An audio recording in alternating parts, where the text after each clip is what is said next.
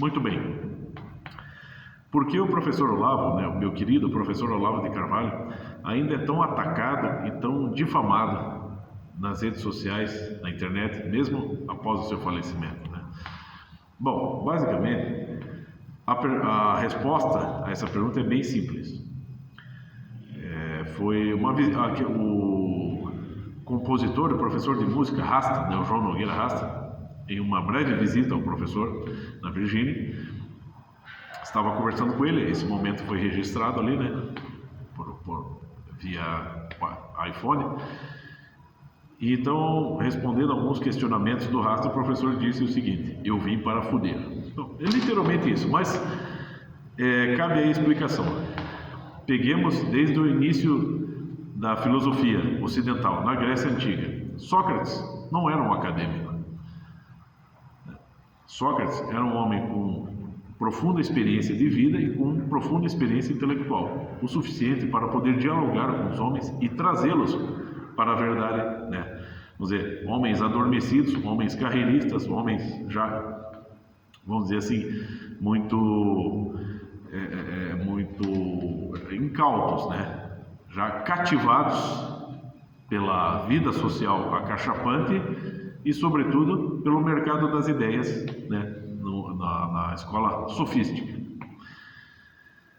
E Sócrates incomoda muito, ensinando as pessoas a verdade, ou seja, pelo diálogo, ou a maiêutica, fazer partejar ideias.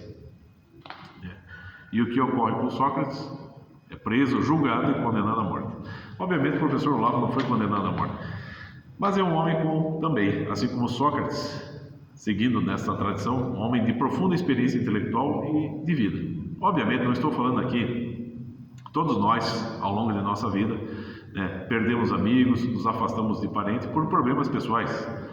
Não estou falando disso. O professor Olavo também, como todos os seres humanos, não estou falando de um homem virtuoso, não estou falando de um santo. Estou falando de um homem normal, um homem comum, repleto de, como diria o grande poeta Walt Whitman, de coisas ordinárias e de coisas finas, repleto de contradições, como todos nós. Mas um gênio intelectual, um gênio filosófico, um gênio científico. E o que ele queria era exatamente esse diálogo. E o que ele fez, na verdade, ele tentou estabelecer o diálogo socrático. E ele ampliou isso. Ao longo da história, grandes filósofos sofreram o mesmo tipo de perseguição, porque as suas obras e o seu modo de ser incomodaram muita gente, ensinando a verdade. Aí, é claro, muita gente começou a aprender coisas com o professor Olavo e segue aprendendo. E muitas pessoas foram abaladas na sua, vamos dizer assim, na zona de conforto.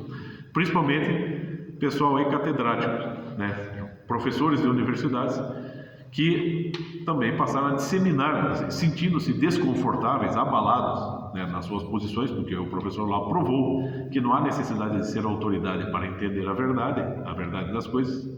Não pode usar a sua autoridade para, assim como um ditador que tem uma autoridade se impõe de forma indevida, de forma abusiva, também muitos intelectuais das grandes universidades fazem isso, se impõem de forma abusiva e não estão interessados absolutamente na verdade. Não há honestidade. Ele provou, o professor Olavo provou que grande parte das pessoas que estão nas universidades não estão interessadas na verdade, nem em ser honestos intelectualmente. Estão interessados em quê? Em carreira e em viver bem. E produzir pessoas que vão fazer a mesma coisa. Ou seja, eles vão produzir uma fábrica, como ele disse, de analfabetos funcionais. No sentido de vão sair pessoas carreiristas buscando bons salários e boas posições, conforto. E a verdade desagrada essas pessoas. Então, os professores, sentindo-se, vamos dizer assim, profundamente inseguros e desconfortáveis, passaram a disseminar uma campanha de difamação, sobretudo entre os acadêmicos, os acadêmicozinhos. Mas, infelizmente, esse processo e essa perseguição não se limita só às cátedras, às universidades. Isso se expandiu também para pessoas que ocupam cargos públicos, sobretudo na vida pública, política, vereadores, senadores, deputados, estaduais, federais, governadores e até o presidente. né, intelectuais aí, vamos dizer, livres pensadores, tipo Karnal, Pondé, Cortella, né, e também, infelizmente, muitos ex-alunos do professor Olavo que, né, pouco humildes ou nada humildes, né, muito pretensiosos, cuspiram no prato que comeram. Né. Posso citar aí alguns, até aquele babaca, o intelectualzinho Tabajara, que é o auto-intitulado Conde Lopeu. Lobão, que é um cara inteligente, mas que não deu tempo de amadurecer no diálogo ali, né? Então, é isso. E o que ocorre? Ocorre o seguinte: o professor Olavo a obra dele, né, todo o trabalho dele, né, seja por meio de livros, artigos, aulas, enfim, né, ele não está ali para formar carreiristas, professores, né, de universidade, ele está para formar pessoas autênticas, pessoas honestas, que saibam pensar vamos dizer, raciocinar com honestidade, ou seja, baixar a cabeça para a realidade em primeiro lugar, para poder bem raciocinar, ou seja, pessoas que sejam comprometidas em entender a verdade e que se esforcem para isso, seja por meio do estudo, seja por meio das experiências da vida. Não importa se você é um grande erudito, é como diria o grande Miguel Reale, né? De nada serve o cara ter erudição se ele não dá um sopro de vida, ou seja, se a experiência dele se ele não acrescenta isso à sua experiência, ou se a sua experiência não faz isso expandir para o bem, para a maturidade.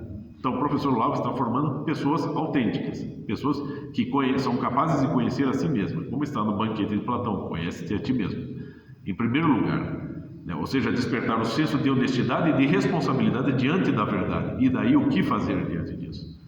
Ele fez isso, né? As pessoas não procurarem o conforto, né, nesse mundo e nem o teatro, né, assim, exercer uma posição, né, assim, fictícia, uma posição falsa, de modo a se dar bem nessa vida. Não, a questão aqui é buscar um entendimento verdadeiro de si, né, e aprofundar o conhecimento de si, e sim, né, o ser responsável diante das coisas, entender as coisas ao redor de si. Bom, isso é só uma síntese, há muito mais coisas aqui. Mas assim, então, para finalizar, eu digo o seguinte: para aqueles, sejam os ignorantes que não querem conhecer o professor Olavo e o perseguem, ou para os que conheceram, mas o rejeitam, né, e os quais ele incomodou com verdades inconvenientes, eu digo, relaxa que dói menos, tá bom?